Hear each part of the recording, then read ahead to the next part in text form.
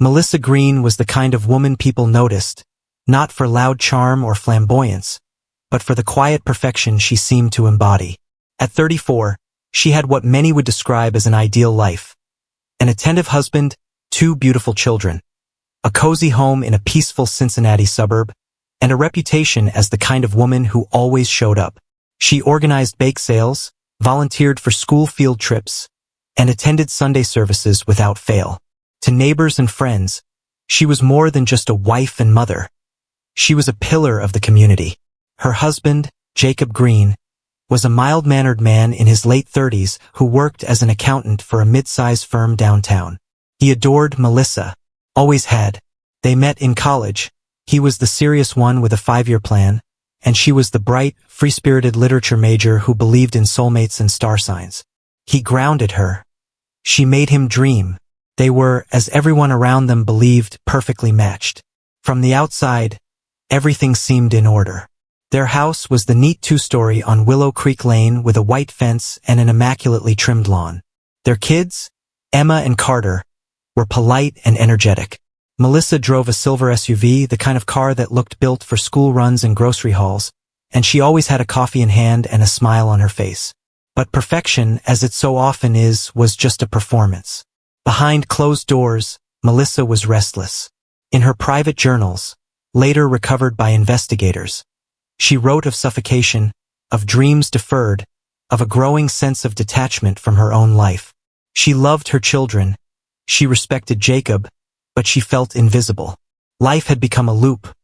Wake up, pack lunches, carpool, cook dinner, clean up, repeat. Her days were filled with obligations, but her heart was filled with emptiness. Jacob, busy with work and trying to provide for the family, never noticed the growing chasm between them. He would kiss her cheek each night, not realizing that her mind was drifting somewhere far away. A beach in Mexico, a city she'd never been to, a life she had never chosen. Sometimes Melissa would drive late at night, long after everyone was asleep, just to be alone. She'd park near the lake, stare at the water, and wonder what it would be like to disappear, to vanish without explanation, to be reborn as someone else somewhere else. By 2019, those thoughts became obsessions. She began visiting online forums for people starting over. Read stories about women who'd changed identities, started new lives. Some faked mental breakdowns. Others ran away and assumed new names. One story in particular stuck with her. A woman who staged a hiking accident, left her old life behind, and built a new one 3 states away. Melissa began to believe it was possible, that she could do the same, that she deserved to. To those around her, she remained the same smiling, dependable woman. But within, a storm was building. And on one seemingly ordinary autumn morning, she would walk out of that picture-perfect life, leaving fire, mystery, and heartbreak in her wake. October 12, 2019, began like any other Saturday in the Green household. The smell of brewed coffee filled the kitchen. The kids were up early watching cartoons. Jacob was reviewing spreadsheets for a client meeting on Monday. Melissa, on the other hand, seemed unusually quiet. She told Jacob she needed a short weekend away, a little time for herself. A solo trip to a cabin upstate, she claimed. Just 2 days. She'd be back by Sunday evening. Jacob, always supportive, didn't think twice. Melissa had never taken time for herself like this before. If anything, he saw it as healthy. "Enjoy yourself," he said as he kissed her goodbye, watching her toss a duffel bag into the back of her SUV. She was wearing a simple sweater and jeans. Nothing out of the ordinary. Nothing to suggest it would be the last time he'd see her. By 4 p.m., a 911 call came in from a passing driver on Route 47, about 80 miles away. A car was on fire near a wooded turnout, smoke billowing high into the sky. First responders arrived quickly, but the vehicle was already engulfed in flames. The blaze was so intense, it had melted parts of the road. Once the fire was extinguished, firefighters made a grim discovery. A severely burned body in the driver's seat, too far gone to be identified visually. The vehicle was registered to Melissa Green. Her license was in the glove compartment. The fire had consumed almost everything else. No cell phone, no jewelry, nothing traceable. The local sheriff's office contacted Jacob, who was still at home with the children. When they told him they believed Melissa had perished in a fiery crash, he collapsed to the floor. The next few days were a blur. Investigators scoured the scene. They found no brake marks, no signs of an impact with another vehicle. It was as if the car had pulled over, stopped, and then exploded. Mechanical failure, they said. A tragic, spontaneous blaze. Maybe electrical. Maybe fuel line rupture. The fire marshal noted it was highly unusual, but not impossible. There was no immediate way to identify the remains.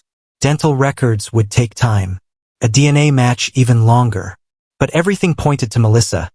Her car, her ID, her bag found nearby, and her plans to drive alone on a weekend trip. To authorities, it seemed tragically clear. Melissa Green was declared dead on October 13, 2019. News of her death sent shockwaves through the community. Friends brought food. Neighbors cried. The local church held a memorial service. Because of the condition of the remains, the casket was closed. Jacob stood beside it with a haunted expression, holding the hands of Emma and Carter. Too young to understand that their mother wasn't coming home. But there were loose threads even from the beginning. Detectives noted the oddity of the fire's location. Far off the main road, on a narrow turnout. There were no signs that Melissa had attempted to escape. No defensive wounds on the body. The remains were strapped into the seatbelt. Odd, given that the car was parked, not crashed. And then there was the fuel canister found several feet from the vehicle. Still, nothing definitive. The coroner hesitated to make any strong declarations, citing the condition of the body.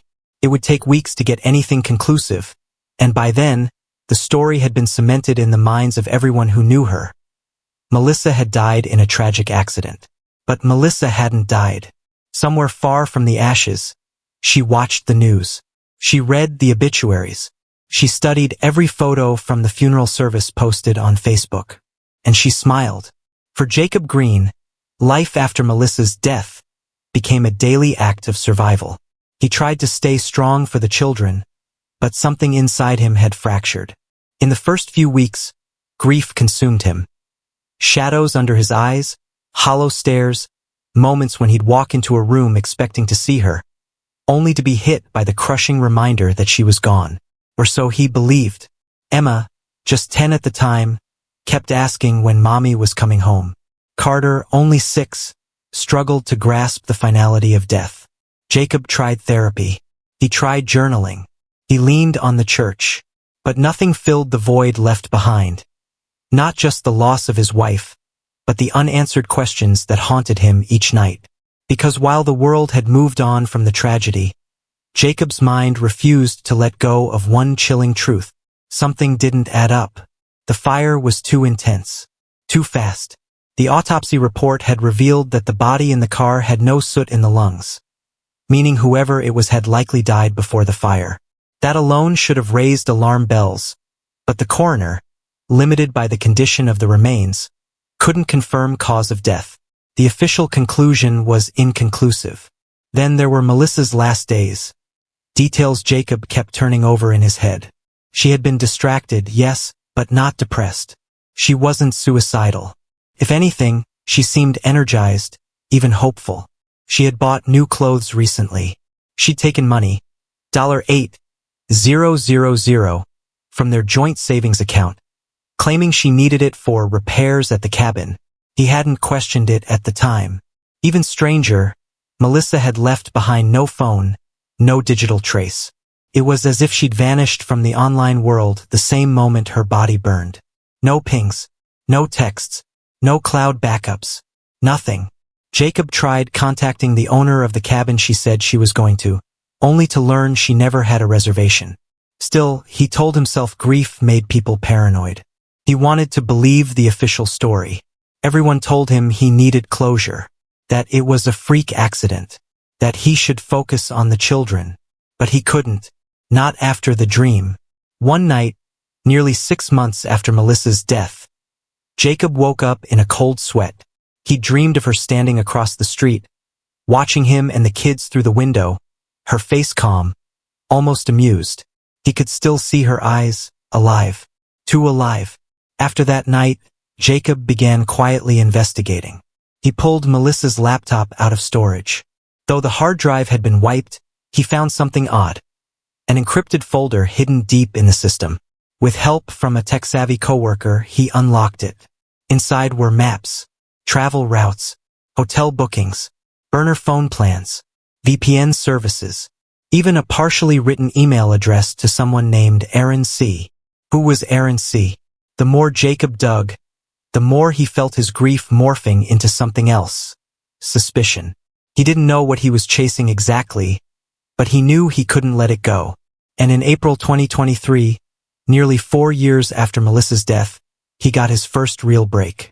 A friend from college who now lived in Austin, Texas, texted Jacob a photo she'd taken at a local farmer's market. "Is this a cousin of Melissa's or something?" she asked casually. Jacob stared at the photo in disbelief. It was Melissa, older, tanner, with shorter hair and sunglasses, but unmistakably her. And she wasn't alone. Her hand was linked with a man Jacob had never seen before. Tall, dark-haired, smiling. They looked like a couple. Jacob didn't respond. He didn't even blink. He just sat at the kitchen table, staring at the photo as a cold realization swept through him. Melissa hadn't died. She had escaped, and she had done it with help. The man in the photo haunted Jacob's every thought. Who was he? Where did he come from? And more importantly, how long had he been part of Melissa's life?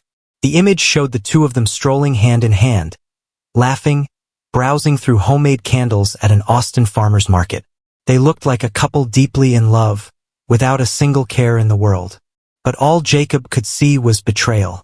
After the initial shock wore off, Jacob did what any man torn between heartbreak and obsession might do. He dove deep.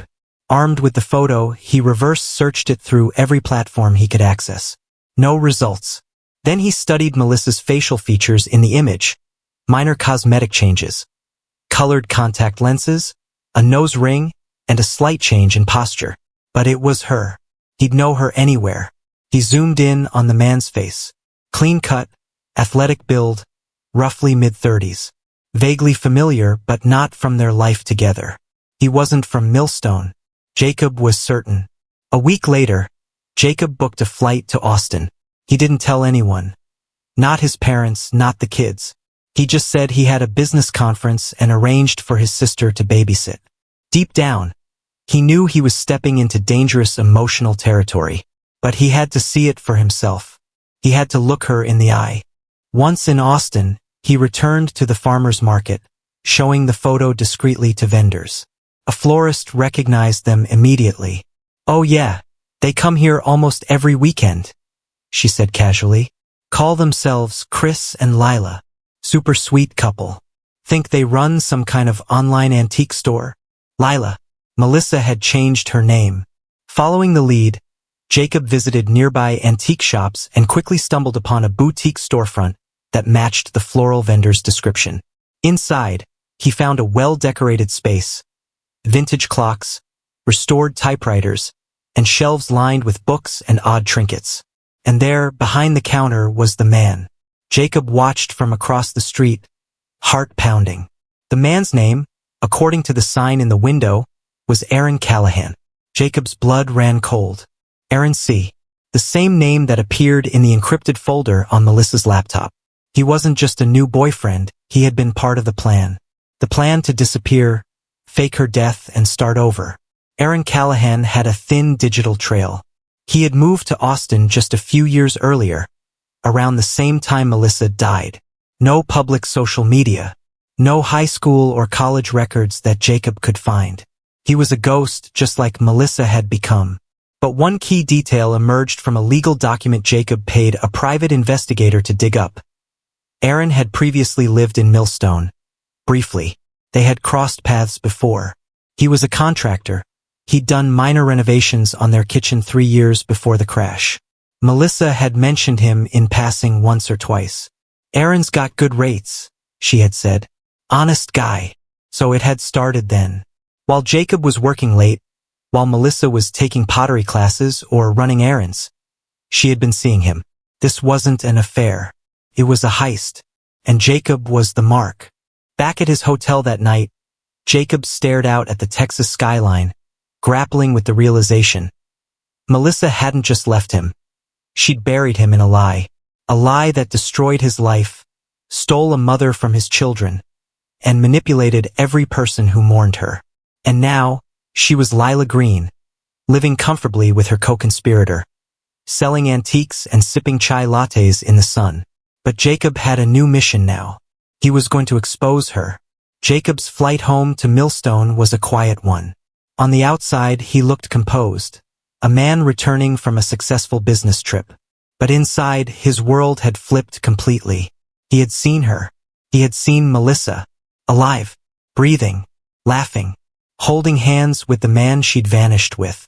The woman he'd buried was walking freely in Austin under a new name. But what haunted Jacob more than her betrayal was the why. Why fake your death? Why abandon your children? Why leave your life behind in flames? Jacob couldn't go to the police, at least not yet. What would he even say? My dead wife is actually alive and selling antiques with her lover in Austin? Without hard proof, they'd think he was delusional or still grieving. No, he needed something solid. Something undeniable. He started with what he knew. Melissa's encrypted folder. He went back to the files, digging through metadata and old bookmarks. Several travel documents were labeled under aliases. One stuck out, Lisa Carmichael. There were airline tickets, Airbnb rentals, and a canceled train reservation under that name dated just 2 days before the car crash. Jacob widened his search. He found security footage, an archived gas station camera 2 towns over. With the help of a local private investigator, he pulled the footage from the date of Melissa's accident. And there she was, plain as day, wearing sunglasses, pumping gas into a different car. A rented beige sedan. Not her usual vehicle. That car was found burned with a body in it just 2 days later. The implication was chilling. Melissa hadn't been in the car. She'd staged it, swapped plates, rented a car, and burned someone else's body. But whose? That question took Jacob down a darker path. Missing person reports from the surrounding counties had few leads. But in a neighboring city, a Jane Doe from around the same date had been discovered. No ID, burned beyond recognition, found with fractured ribs that suggested blunt force trauma. Could Melissa have killed someone? Jacob didn't want to believe it. As furious as he was, the idea that Melissa had taken a life to stage her disappearance was too big to swallow. But the pieces lined up too perfectly. The timing, the body, the fire, the sudden withdrawals of money, the silence, and the other man, Aaron Callahan. He wasn't just a lover. He was an accomplice, a co-conspirator, maybe even the mastermind.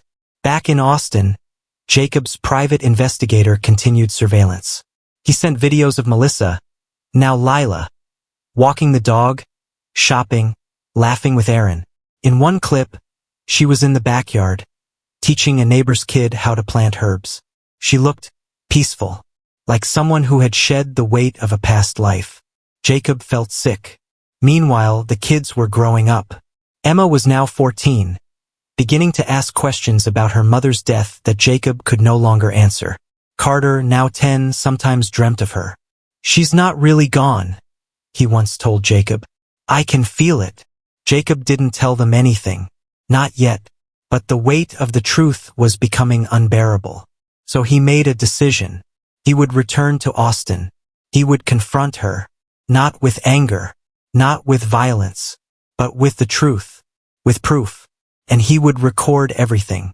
Because the world deserved to know the truth about Melissa Green. And Melissa?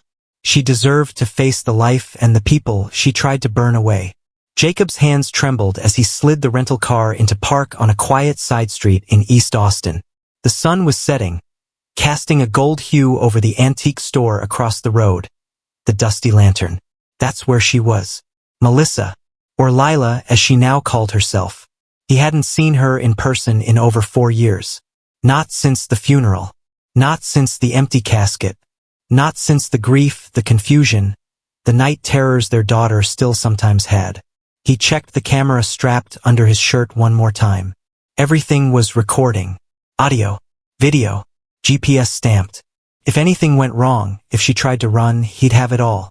He crossed the street slowly, each step feeling heavier than the last.